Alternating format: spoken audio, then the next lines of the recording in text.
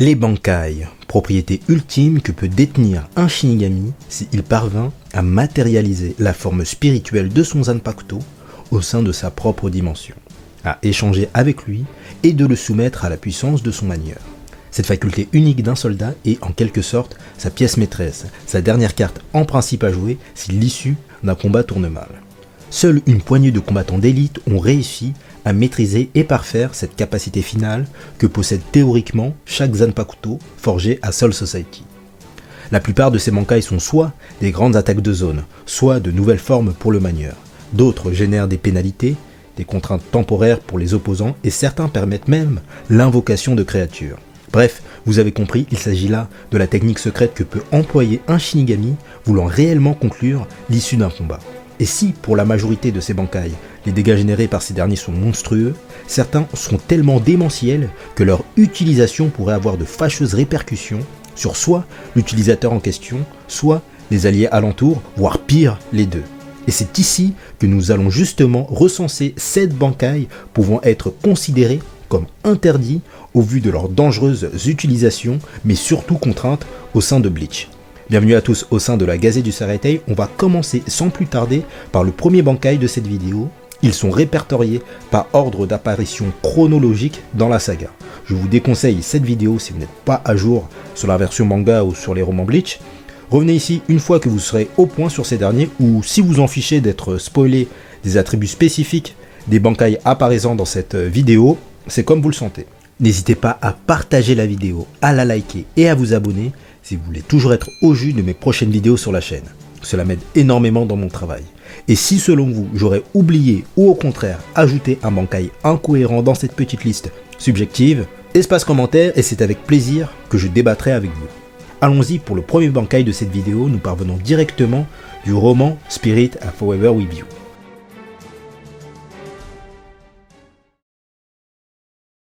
Soya Kenpachi Asashiro, criminel notable des archives de Soul Society, Soya doit son statut de criminel pour diverses raisons. Condamné à plus de 10 000 ans au sein de la prison souterraine du Muken, ce sont ses idées contraignantes, sa manière de penser, mais surtout les propriétés démentielles de son Bankai qui lui ont valu le titre d'un des pires criminels de l'histoire de Soul Society. Urosakuro, une étrange femme intimement liée à Soya, détient en elle le concept même du pouvoir de son Bankai. Cette femme se révèle être le Zanpakuto d'Asashiro. Cette dernière possède des capacités monstrueuses et permet à son manieur d'être en fusion constante avec le monde qui l'entoure. Pour faire simple, le Bankai d'Asashiro est une fusion avec son environnement. Activé de façon permanente et invisible à l'œil nu pour ses opposants, personne ne peut distinguer la lame de Soya sous cette forme. Les propriétés de ce Bankai sont infinies. S'évaporer dans les airs pour voler, s'enfuir, voire limite se téléporter. Intangible aux attaques physiques adverses, immunisé également aux techniques Kido. Tuer ses adversaires uniquement en dilatant l'air de leurs poumons. Dupliquer des parties internes de ses membres pour, par exemple, multiplier des incantations Kido. Mais sa propriété la plus effrayante est l'aspect omniscient que détient le personnage grâce à celle-ci. Vu qu'il fusionne avec les alentours et l'air ambiant, il peut, dans un périmètre donné, assez large dans le roman, entendre, écouter mais également voir toutes les discussions, affrontements, individus qu'il souhaite tant que son Bankai est actif. Et vu que ce dernier est activé en permanence, Soya Asashiro voit tout, entend tout et peut se téléporter et disparaître où il veut s'il en a envie. Dans un périmètre plutôt important et ce, même depuis le Muken. Donc c'est affolant. Ce Bankai lui octroie une carrure quasi divine et même le Gotei entier réuni n'avait pas réussi à le neutraliser. Bref, c'est vous dire la monstruosité du truc et encore je n'ai pas recensé toutes les possibilités que permet le concept du Urosakuro.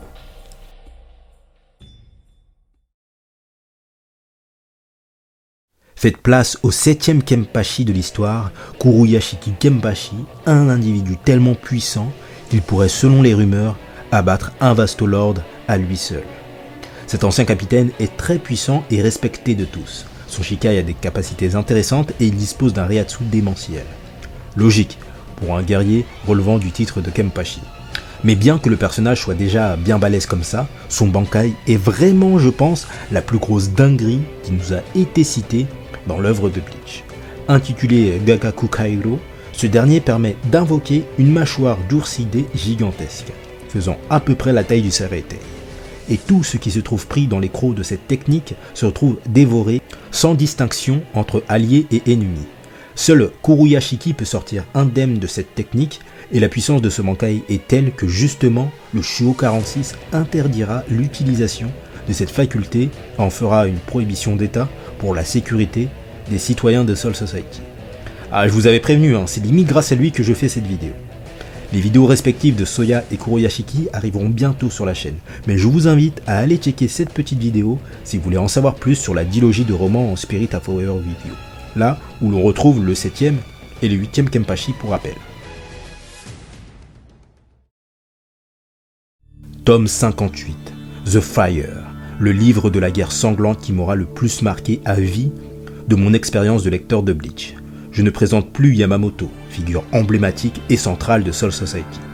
S'il est resté commandant en chef depuis plus de 1000 ans, c'est pour ses qualités multiples, son discernement, sa figure paternelle et bien évidemment sa puissance brute qui surclassera et de loin celle des autres capitaines du Kotei 13. Déjà que son Shikai, Ryujin Jaka, est tellement broken qu'il peut être considéré comme un Bankai, il a enfermé la trinité de vilains dans un mur de flammes pendant un bon moment avec Karakura, dont Aizen.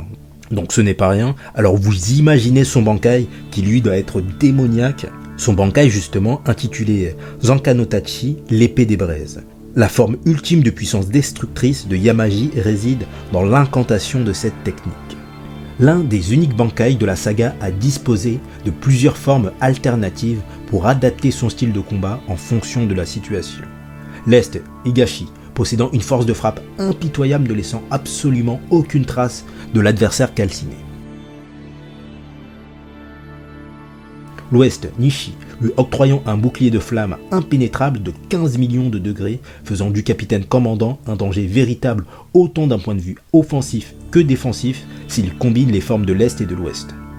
Le simple fait d'être à proximité de lui sous cette forme équivaut à une mort certaine si le Reiatsu n'est pas suffisant. Sans leur blood veiné respectif, Yugram et le faux Iwatch seraient carbonisés depuis s'ils ne les avaient pas activés à ce moment-là. Le sud, Minami, est je trouve plus là pour le côté mortifère du Bankai et pour accentuer l'aspect horrifique que autre, mais en soi, avoir une armée de zombies calcinés à ses trousses, surtout ses anciens soldats qui plus est, doit être d'autant plus difficile d'un aspect physique que psychique. La forme nord Kita est vraiment là pour le style également, et ne semble pas être plus éloignée de la forme ouest Higashi sous le fond, si ce n'est les dommages que reçoit la cible lors de l'impact. Mais en bref, le personnage acquiert une position quasiment impénétrable, attaque, défense, potentiel de destruction, et le simple fait d'activer Zanka no Tachi met en péril à la fois les ennemis, mais aussi par extension toute la Soul Society de par les propriétés inquantifiables que génère cette libération. On l'a vu à plusieurs reprises, cela influe également le comportement de certains Zanpakuto, Yorinmaru de Toshiro devint inutilisable, bref, on n'est pas sur du Bankai de tapette ou un bébé Bankai, comme dirait un certain Ejisai. Deuxième sanguinaire de cette vidéo, Yashiro Retsu Unohana, premier Kenpachi de l'histoire et troisième Kenpachi à apparaître dans cette vidéo. Elle acquiert sa place dans ce classement grâce aux facultés exponentielles que dispose Minazuki sous l'état de Bankai. Ce Bankai, très effrayant et dangereux, possède une aura, une allure vraiment lugubre et angoissante, qui pour ma part m'a autant choqué que lors de l'annonce qu'Unohana était le premier Kenpachi. Je dois admettre que les informations sur ce dernier sont assez confuses. Minazuki, tout consumé. Donc oui, c'est l'inverse du Shikai. Mais cette partie du combat contre Zaraki est tellement expéditive que c'est dur de se faire un réel avis sur ce dernier. Sa puissance terrible en tout cas n'est plus approuvée étant donné la rapidité déconcertante auquel Unohana a défait le capitaine de la 11e division. Je l'ai recensé en interdit puisque mettre à l'amende Kenpachi Zaraki plusieurs fois d'affilée et de manière aussi expéditive n'est possible que pour une infime catégorie de personnages dans le Bleachverse, mais j'admets que la position spécifique de celui-là est débattable, et que le retour de l'anime nous permettra, je l'espère, de comprendre plus concrètement de quoi il en retourne. C'est obligé qu'un truc aussi sombre que Minazuki peut laisser des séquelles si employé auprès de soldats de la même faction. Voilà pourquoi Kyoraku a sûrement suggéré le Muken comme salle d'entraînement mortifère pour les deux Kenpachi.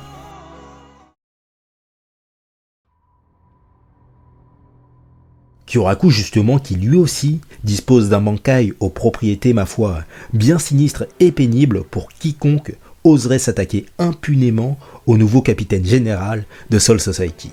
L'activation de ce dernier, Karamatsu Shinju, annonce directement la couleur en imposant une ambiance sinistre et stressante, générant une situation de stress ambiante au sein d'un large périmètre. Et c'est pour ça qu'une multitude de personnages ont ressenti ces frissons au sein de leur propre corps à la guerre millénaire sanglante. Combattre à proximité d'une technique pareille serait éprouvant pour les alliés du nouveau capitaine commandant, déjà que la luminosité ambiante a été revue à la baisse. Les 2 premiers actes sont un véritable calvaire éveillé que subit la cible de Shunsui, mais c'est véritablement le 3e acte qui rend cette comédie ingérable à proximité d'alliés. Un immense torrent hydraulique s'abat sur le champ de bataille pour entraver les déplacements des individus environnants. Mais ce n'est pas tout, ces déferlements marins, en plus de pénaliser les mouvements, drainent également à petit feu le Reiatsu des individus se trouvant dans le champ d'action de cette technique. On comprend mieux pourquoi Ukitake avait restreint notre séducteur en herbe à l'arc fake Karakura. Et les conditions et la volonté pour l'emploi de ce Bankai sont tellement extrêmes que même le Zanpakuto de Kyoraku, Sakura no Suke, se plaindra auprès de son maître de ne pas faire appel à ses services plus souvent.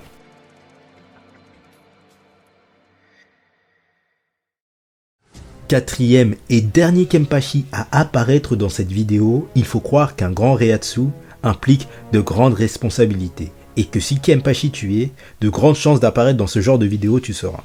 Le mec te découpe en une seule attaque le stern qui est potentiellement le plus puissant de l'armée Quincy. Déjà qu'avec uniquement son Shikai et le bandeau conservé, il te découpe sans sourciller des météorites au petit matin, alors sa puissance brute en Bankai est démesurée. Avec l'autre tension de celui-ci, Zaraki se hisse dangereusement et indubitablement parmi les plus grands du Bleachverse. Et même si l'acquisition de ce dernier s'est fait de manière plutôt expéditive, comme Ichigo à l'Arc Soul Society, la forme Oni de Zaraki est particulièrement dangereuse, et je dirais même interdite, puisque l'afflux express d'énergie en lui et cette nouvelle transformation n'est pas sans risque. On l'a vu lors de son affrontement avec Valkyrie, et que déjà que très têtu et belliqueux de base, ici, tout sens commun pour Zaraki semble déraisonné. Le gigantesque gain de puissance obtenu par cette transformation apporte avec lui son lot d'inconvénients également. Et mieux vaut se tenir à distance du capitaine sous cette forme pour éviter de recevoir une attaque indésirée. D'où la notion de Bankai interdit pour celui-là également.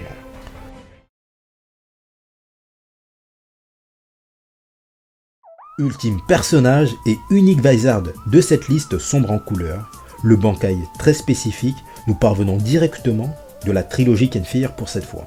Pouvoir sensoriel extrême dont je ne citerai pas le nom pour le bon fonctionnement de mes zygomatiques maxillaires. Bankai Sakashima Yokoshima Happo Sanari. C'est un peu long. Bon, les vrais soldats qui ont terminé ce chef-d'œuvre scénaristique que constitue Kenfir connaissent les propriétés extraordinaires que génère l'évolution de Sakanade. L'inversion des modes de pensée de tous les personnages se retrouvant à proximité du champ d'action de cette technique. En bref, les alliés deviennent des ennemis et vice versa pour les méchants qui se rangent du côté de Shinji pendant le déploiement de l'illusion. Bon, je pense n'avoir besoin de vous expliquer d'où relève la notion de prohibition pour ce Bankai là. Avoir une infime chance de blesser par erreur un allié pris dans le déluge de ce pouvoir serait fortement regrettable pour le capitaine de la 5e. Les propriétés de Fusagari sont tellement dangereuses que selon Shinji, il aurait pu à lui seul et avec son Bankai réduire à néant une bonne partie des forces militaires Quincy si les conditions requises pour l'activation de ce dernier seraient remplies. Mais le pouvoir de ce Bankai dispose tout de même de ses limites et je vous invite à aller checker ma vidéo dédiée au Bankai de Shinji pour connaître en profondeur les spécificités et détails de celui-ci. Et voilà pour les Bankais interdits de Bleach, choisis de manière subjective, je tiens encore à le rappeler. J'ai hésité à inclure certains Bankai comme celui de Mayuri par exemple, mais étant donné que c'est lui qui contrôle au choix le jet d'acide du ver de terre, et si on s'éloigne légèrement, on n'est pas autant en danger que le Bankai de Yamaji ou de Shinji par exemple. Certains personnages puissants comme Toshiro Ultime ou Ishibei ne figurent pas dans cette vidéo simplement du fait qu'ils maîtrisent de manière stable et équilibrée leur puissance, et donc par extension ne semblent pas représenter un réel danger pour leurs camarades. Ishibei est surnommé la sagesse tout de même, donc ce n'est pas une bête de foire comme ont pu l'être certains Kenpachi auparavant. N'hésite pas à me dire en commentaire ce que tu as pensé de cette vidéo et de mon choix de Bankais interdits. Propose-moi ta propre liste de Bankais interdits en commentaire, j'ai hâte de lire vos sélections. Partage cette vidéo à tes amis sur tes réseaux sociaux si tu souhaites me soutenir dans mon travail. Cela m'aide énormément et aide grandement à l'expansion de la chaîne. Et enfin, abonne-toi et active la clochette si tu ne veux rien rater de mes prochaines vidéos d'analyse de Bleach. Merci à ceux qui sont restés jusqu'au bout, ceux qui likent, partagent, me soutiennent et m'encouragent dans mon boulot de journaliste. Sans vous, la Gazette ne serait rien. Je vous dis à très bientôt pour de prochaines aventures. Sur ce, Tojite Suzushi.